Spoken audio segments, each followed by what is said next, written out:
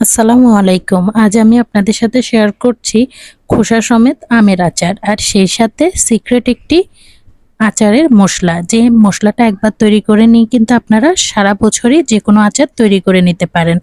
So প্রথমে কিন্তু মশলাটা তৈরি করে নেব। প্রথমে একটি প্যানে দিয়ে দিচ্ছি হাফ কাপ পরিমাণ পাঁচফোড়ন, কয়েকটা গোলমরিচ, একটা বড় কালো এলাচ, দুটো সবুজ এলাচ, দুটো লং, এক টুকরো জায়ত্রী এবং একটা জায়ফলকে ফেটিয়ে সেখান থেকে ছোট্ট একটি টুকরো দিয়ে এরপরে দিয়ে দিচ্ছি তিন চারটা তেজপাতাকে চিড়ে দিয়ে দিলাম, সাত আটটা দিয়ে দিলাম শুকনো মরিচ, কয়েক টুকরো দারচিনি, এক টেবিল চামচ জিরা এবং এক টেবিল চামচ ধনিয়া।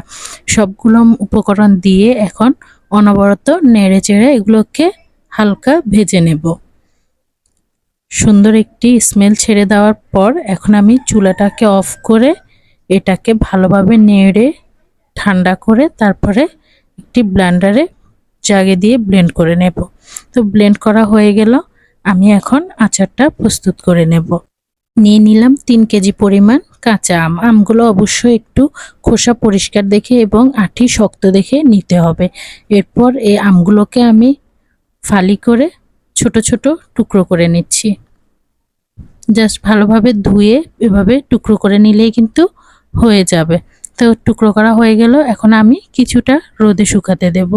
জাস্ট 2 থেকে 3 ঘন্টায় কিন্তু রোদে শুকিয়ে নেব, যেন এক্সট্রা পানিগুলো শুকিয়ে যায় এবং আচারটা দীর্ঘদিন ভালো থাকে। কেননা খোসা সহ আচার কিন্তু অনেক দিন পর খেতে হয়, 2-3 মাস পরে কিন্তু এটার আসল টেস্টটা পাওয়া যায়। এখন আমি পাতিলে শুকনো আমগুলো নেওয়ার পর 1 কাপ পরিমাণ গুড় দিয়ে দিলাম, এরপর দিয়ে দিচ্ছি হাফ কাপ পরিমাণ চিনি। যেহেতু আমি টক মিষ্টি ঝালে করব সেজন্য মিষ্টিটা একটু কমিয়ে দিলাম। এরপরে লবণ দিয়ে দিলাম পরিমাণ মতো, দিয়ে দিচ্ছি 2 কাপ পরিমাণ সরিষার তেল। এখন একটু জাল করে হালকা একটু ভেজে নিচ্ছি। দিয়ে দিচ্ছি দুটো শুকনো মরিচ, 1 চা চামচ হলুদ গুঁড়া এবং 1 চা চামচ মরিচ গুঁড়া দিয়ে এখন আবার একটু ভালোভাবে মিশিয়ে নিচ্ছি।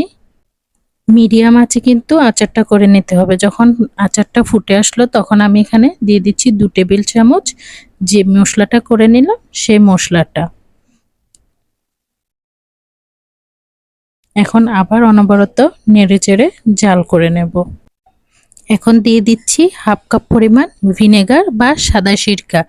ভিনেগারটা এজন্যই দিতে হবে, আচারটা যেহেতু দীর্ঘদিন সংরক্ষণ করব সেহেতু ভালো থাকার জন্য কিন্তু অবশ্যই ভিনেগারটা দিতে হবে, নাহলে আচার খুব দ্রুত নষ্ট হয়ে যাবে।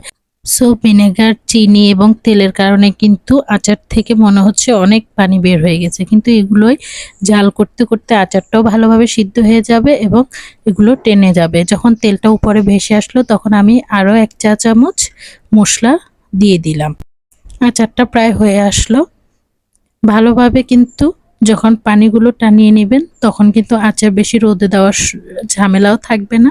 আর আমার কাছে মনে হয় আচারটা দীর্ঘদিন ভালো রাখার জন্য কিন্তু নর্মাল ফ্রিজে রেখে দিলে আর রোদে দেওয়ারও কোনো ঝামেলা নেই এবং কোনো টেনশনও থাকে না। বছরের পর বছর আচারগুলো ভালো থাকে।